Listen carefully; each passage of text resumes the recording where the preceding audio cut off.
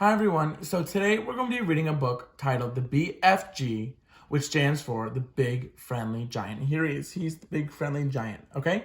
So our characters are the Big Friendly Giant and a tiny little girl, her name is Sophie, okay?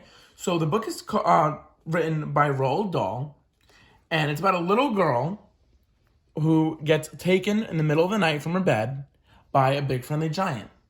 And then she gets taken by the Big Friendly Giant to the land of the giants.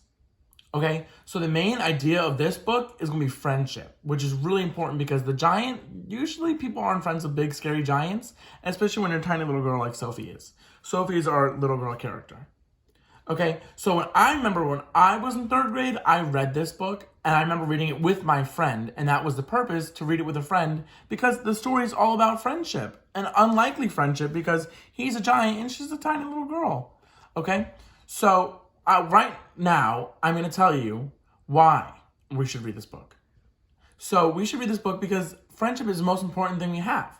Okay, so just like my teacher did, I'm going to tell you what the book is about. So if you want to read it, you can have some sort of a background knowledge. Okay, so the main idea of the story is that even though the big scary giant is scary and giant, the girl is a little small, she is still friends with him, because even though the giant takes her to his homeland of the giants and the other giants don't like it, she's like, oh, I'm scared, why take me to your home? But he wanted to show her his home and how fun it would be if they became friends and hung out there. So even though she misunderstood why he took him, then she still became friends with him. So even though the odds weren't likely, they still became friends, which is so important, because just because you meet somebody that might not be the same as you or similar to what you like, give them a chance, because then you never know what's going to happen.